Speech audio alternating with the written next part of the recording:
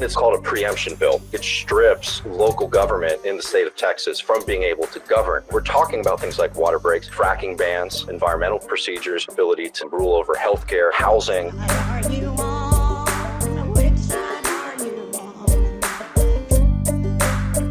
We talked last week about the Death Star bill. That's what the Texas AFL-CIO is calling the preemption bill in Texas, that is overruling municipalities' ability to set labor protections. And we talked in particular about the fact that this is going to override mandated water breaks in some municipalities, which are, I mean, you know, amazingly, it's amazingly in the vein that why would anybody have an issue with this? But there were ordinances in a couple of municipalities in Texas that said that workers must be given the opportunity to have a 10-minute water break every 4 hours.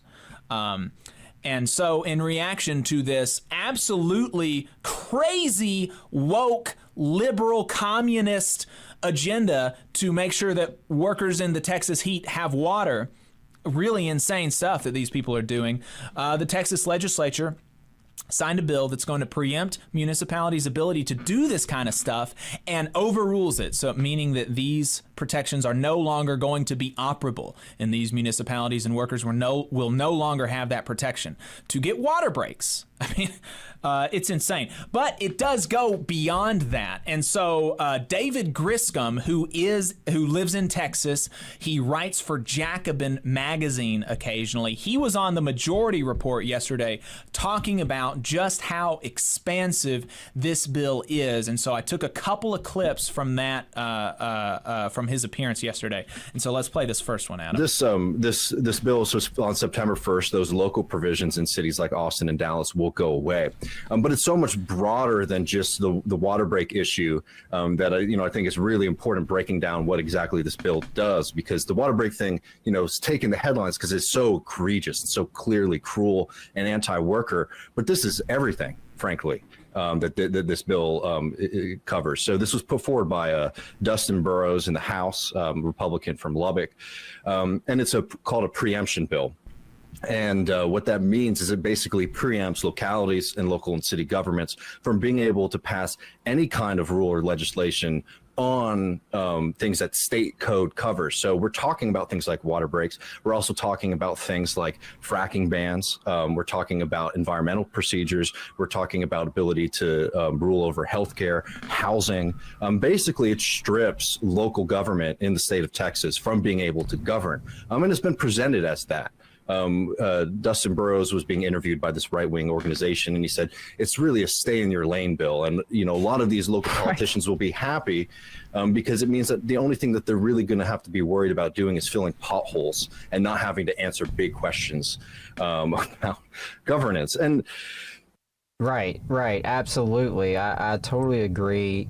It's taking local government to a point where, it's like, what is the mayor and city council's job at that point? Right. And of course, it's a way to squash local power.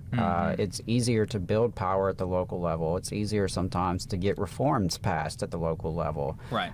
Especially in a state like Texas or a state like Alabama, where the state legislature is so, tilted to the far right, and thanks to gerrymandering and various other reasons, they have a super majority. I'm not sure if they have a super majority in Texas, in the Texas legislature, but obviously in Alabama they do. The Republicans have a super majority here in our legislature, and so for all those reasons, people try to make their lives better at the local level. They try to work within their local communities, and obviously that's a problem for Republicans in the state government there in Texas and in Alabama. Yeah, and he expanded on some of the motivations for this kind of stuff. Let's play this second clip from him. But if you look at like the actual opinion on a lot of these hot button issues of Texans, the way that the Republican Party is governing is not in line with these things at all. So the only opportunity that Texans have to maybe push for a more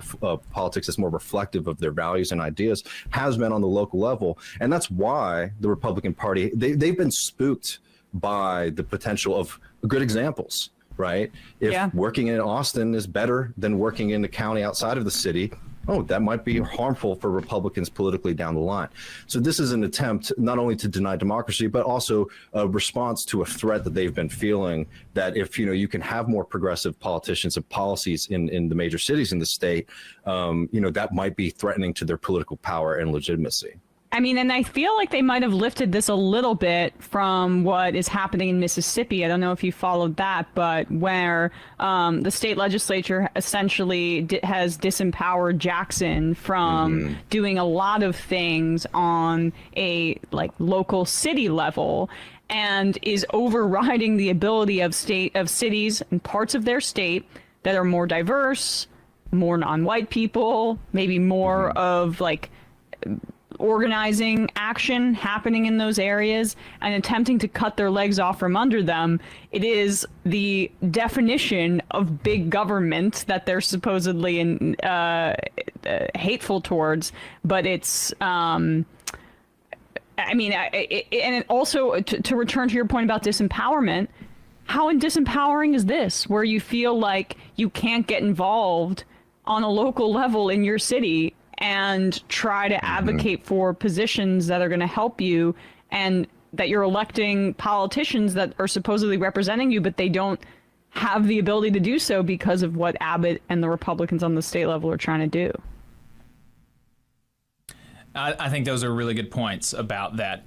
Being scared by the potential of good examples is definitely, that's a prime reason for overriding local control.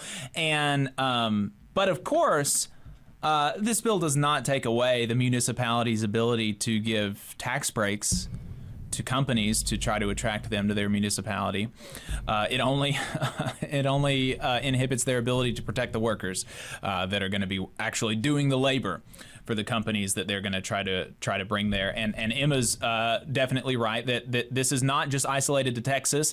She mentioned Mississippi, and we can hop over to the next state, to Alabama, to talk about the exact same kind of thing. Birmingham passed a minimum wage increase to $10.10 an hour. I think, probably, when was that, Adam? Almost a decade ago?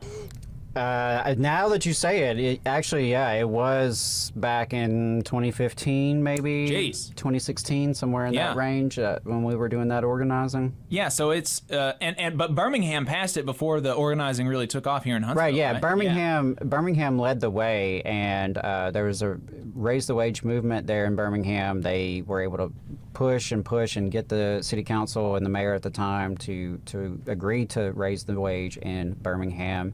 And raise the wage campaigns took off across the state, and I was involved a little bit with the one here in Huntsville.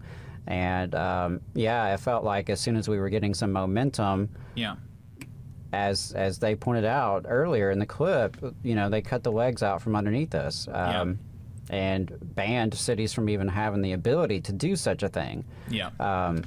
And similar with the Confederate monuments. It was actually a pretty similar track. It was like, okay, so a year or two later, a lot of the same people were all working on getting rid of the Confederate monument in Huntsville. And what did they do? They passed a damn law in the state legislature saying you can't do that either. And so, it's all about using state power in such a way to disempower everyday people. And, that seems to be what's happening in Texas. And it's certainly what has happened here in Alabama and in Mississippi as well. I'm glad she brought that up. Absolutely. And in terms of, the economic development and the tax breaks and subsidies, I wonder if this would prevent cities in Texas from doing something like a community benefits agreement, right? Which is a different tack to take when you're doing economic development, but you could have a community benefits agreement where there are things in black and white spelled out with the company that says basically here are the strings attached to this project. It may be, a certain amount of minority representation in the workforce. It may be setting up a pre-apprenticeship training program to, recruit folks and get folks in a pipeline to be employed there. It could be environmental protections. It could be union neutrality. These are all things that could be in a community benefits agreement, and these are all options that local government could pursue if they wanted to in economic development, to say, hey, if we're going to give you a tax break or a subsidy or write you a check, as they sometimes do, here's some ways we're going to protect the community to ensure we're not just doing another corporate handout. And I worry if this bill in Texas would actually take that option off the table for local government. Yeah, I don't know. It could. It very well could. And so,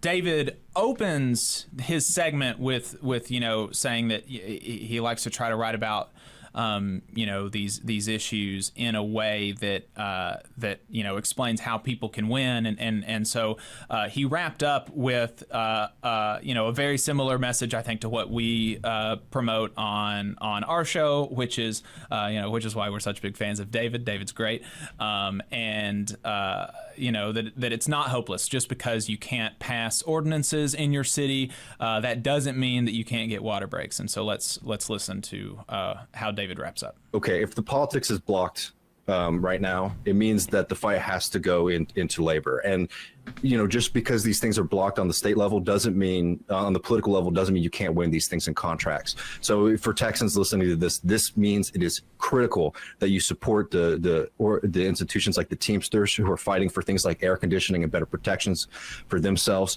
support the nurses who are on strike here at Ascension, and recognize that, even though the Republicans might be able to control the legislature and the state government, the vast wealth that is created in the state is created by the work of millions of Texans, and recognizing that you have a lot more leverage than you are told, and utilizing that to fight for yourself and your neighbors and your coworkers is the only way we're going to be able to get out of this kind of crisis. So no time for despair. It's time to get to work.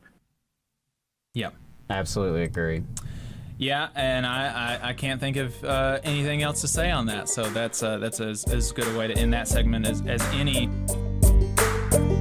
You just saw a clip from the Valley Labor Report. We are live every Saturday morning from 9:30 a.m. till 12:30 p.m. And we pride ourselves on keeping all of our content free to everybody so that we can talk to as many working folks as possible. If you support the work that we're doing, you think that it's important, you think that it's good, then consider making a monthly contribution to the project, and you can do that on our website, tvlr.fm.